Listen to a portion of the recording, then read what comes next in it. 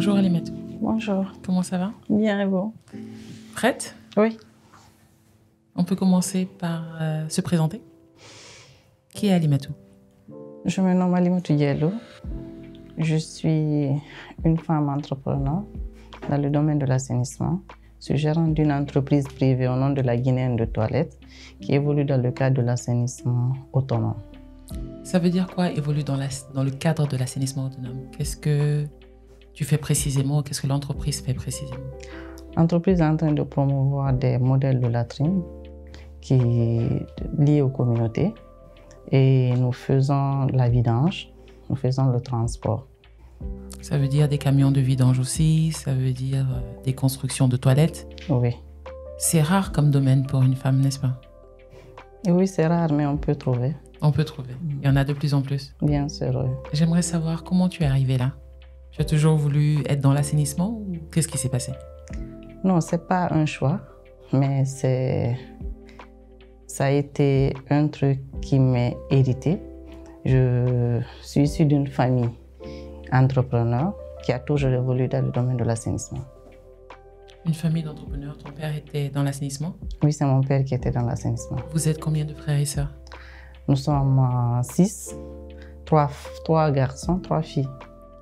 Tous dans l'assainissement maintenant? Pas tous, mais nous tendons tous vers l'assainissement parce qu'il y a 3 actuellement qui sont dans l'assainissement. Et tu es quelième dans cet ordre? Je suis l'aîné. Tu es l'aîné. Après moi, il y a mon frère qui vient, qui est d'ailleurs un mentor pour moi. Et il y a une autre sœur qui est là, qui évolue dans le domaine de la logistique. Et après, il y a un autre frère qui est là, qui a fait des études informatiques, mais qui est revenu carrément s'impliquer dans le domaine aussi. Il évolue aussi dans le domaine aux côtés des mines. Et les autres sont en train d'étudier. Et tu les attends? Oui. Comment une femme se lève et se dit moi je vais hériter, moi je vais me lancer dans cette affaire, parce que tu aurais pu faire autre chose?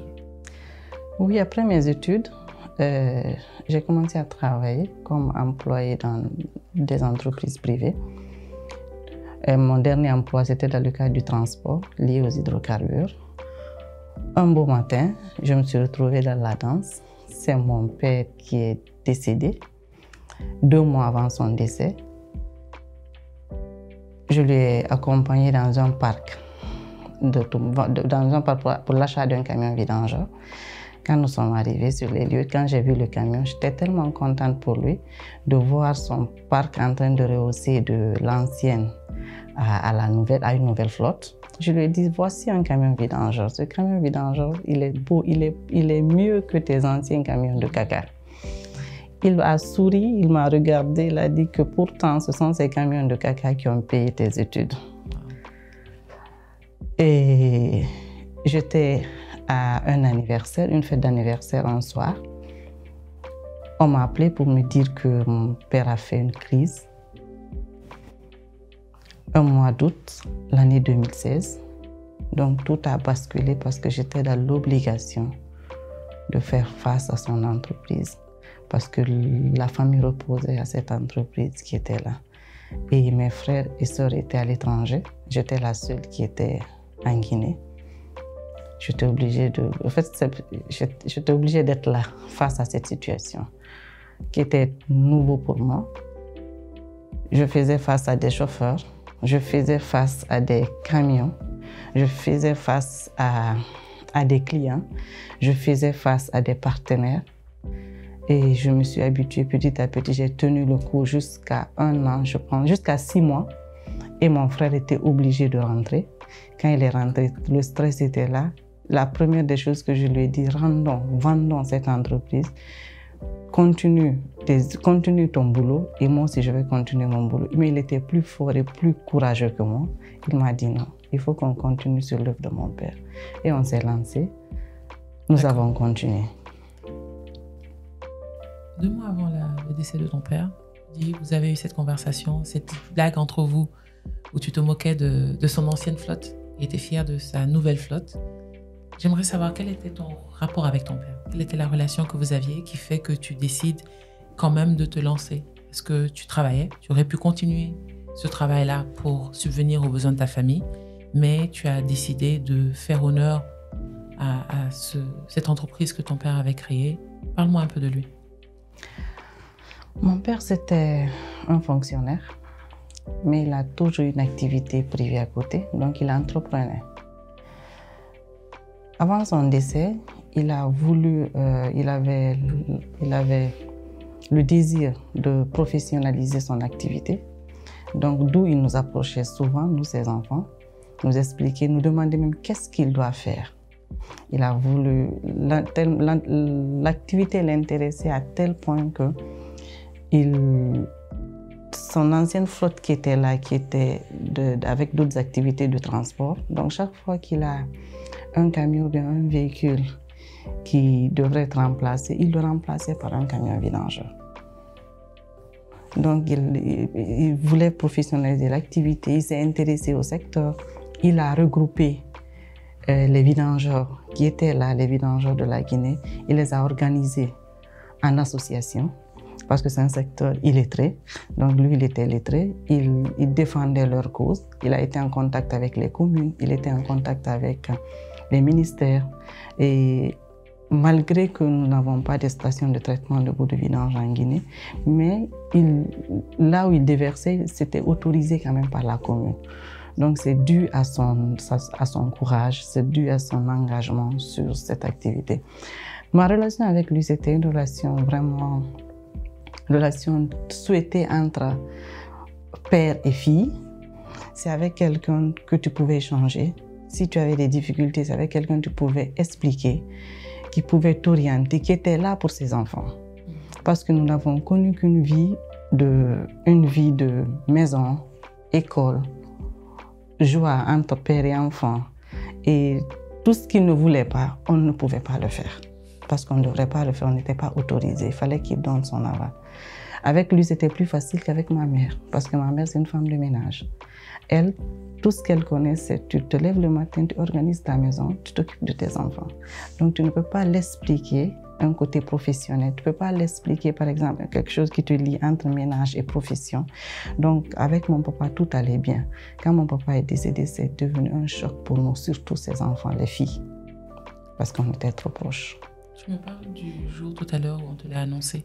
Tu étais à un anniversaire? J'étais à un anniversaire que je n'oublierai pas. C'était l'anniversaire du fils de mon employeur à l'époque. Quand on m'a appelé pour me dire que mon père a fait une crise, je suis sortie de la maison, du salon, pour aller prendre ma voiture sans chaussures. Je pouvais accepter que mon père a fait une crise, mais je ne pouvais pas accepter que mon père soit décédé. Je ne peux pas expliquer l'émotion que j'ai ressentie ce jour. Est-ce que la reprise de son entreprise est en quelque sorte une manière de le rendre fier de qui tu es devenu, de ce que tu fais? C'est aussi son legs que tu essaies de garder? Oui, de là où il est, il doit en être fier. S'il était vivant, il allait être plus fier. Parce que ce qu'il a laissé, on a su conserver, on a su continuer. Et nous avons des ambitions aussi plus grandes que ça, mes frères et moi. C'est de rehausser le secteur d'assainissement en Guinée. C'est de partager notre expérience du domaine. Et c'est de pousser tout le monde à s'intéresser à ce domaine, parce que c'est un domaine porteur. Donc s'il était vivant aujourd'hui, il allait se dire que le caca a porté fruit. Le caca qui a payé tes études, le caca est en train de payer pour autre chose. Tout le monde. Encore, pour tout le monde. Au-delà de cet aspect du fait que le caca porte des fruits et que c'est un domaine rentable, tu continues aussi son travail de réunir les vidangeurs, d'accompagner le secteur? Oui, je continue ce travail. Il y a un moyen qu'on ne faisait pas. On faisait la collecte et le transport, mais on ne faisait pas les toilettes, la maison. Donc on s'est dit, l'assainissement autonome, c'est une chaîne de valeur. Pourquoi pas ne pas s'intéresser au premier maillon? Parce que ce premier maillon, je pense, c'est ce premier maillon qui a plus de solutions liées aux communautés. La toilette, elle peut exister comment elle est. Le vidangeur peut ne pas comprendre. La personne qui fait le transport peut ne pas comprendre. Mais une personne qui a de l'expérience dans le domaine peut savoir que cette fosse qui est là, cette toilette qui est là, ce n'est pas une toilette adaptée. Et cette communauté qui est là n'a pas d'infrastructure d'assainissement adéquate. Donc, il faut pousser les décideurs, il faut pousser les personnes de bonne volonté, il faut pousser le secteur privé, il faut pousser tout le secteur qui doit s'engager sur ce domaine à trouver une solution adaptée pour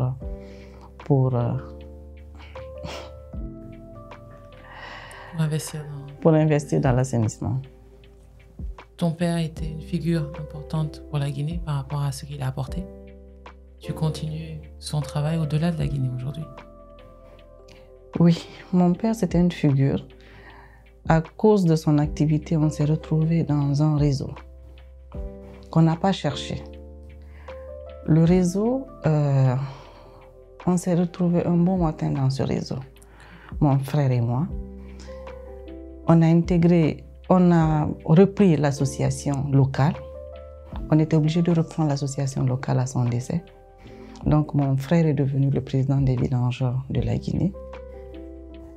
Et il y avait un programme panafricain qui était là. Un programme panafricain qui était là, qui devrait faire adhérer les associations locales des différents pays à l'association panafricaine. Et une mission a été déléguée.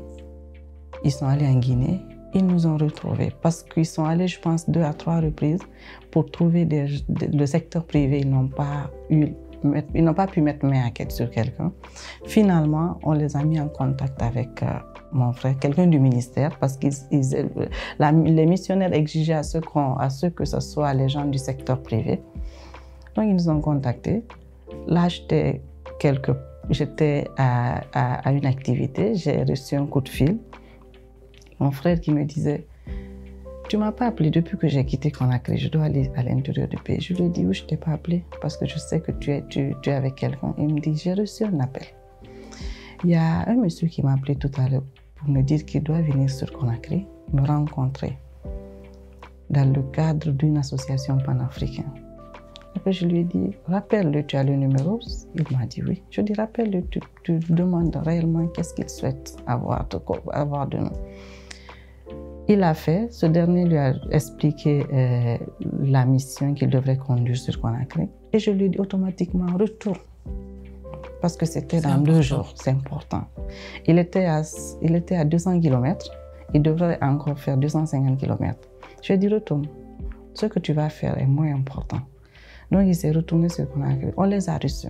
Quand on les a reçus, on les a montré ce qu'ils souhaitaient voir sur Conakry, l'état actuel de l'assainissement autonome.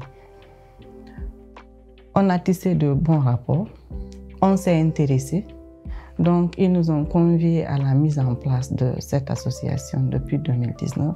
Et depuis lors, nous sommes avec eux. Nous avons appris beaucoup de choses. On a profité du réseautage. On a eu des rencontres B2B, on a eu des expériences, des accompagnements personnels, des accompagnements avec des formations de renforcement de capacité qui nous ont permis à rehausser le niveau de notre niveau personnel et le niveau de l'activité. Aujourd'hui, non seulement par rapport au rôle que tu as en Guinée, au rôle que tu as au niveau panafricain, au travail que tu continues à faire pour les populations, mais aussi pour renforcer le secteur privé de la vidange. Je disais tout à l'heure, c'est un secteur où on ne voit pas beaucoup de femmes, mais c'est un secteur qui n'est pas très valorisé dans le continent, de façon générale, quel que soit qui le fait. Est-ce que tu es fière de ce que tu es en train de faire pour le secteur aujourd'hui? Je suis très fière de tout ce que je suis en train de faire pour le secteur. Je veux contribuer à la connaissance que je suis en train d'acquérir, participer à certains phénomènes, à certaines problématiques qui sont là. Par exemple, la lutte à la défécation à l'air libre. Et redonner dignité à ces femmes, mes sœurs guinéennes, peut-être pourquoi pas les sœurs les femmes de toute l'Afrique. Et éradiquer des maladies dont les enfants sont victimes aujourd'hui. Donc, encourager les femmes comme moi à s'investir dans ce secteur. Et ma dernière question, Alimatou au service de quoi? Alimatou est au service de la communauté. Merci. Merci.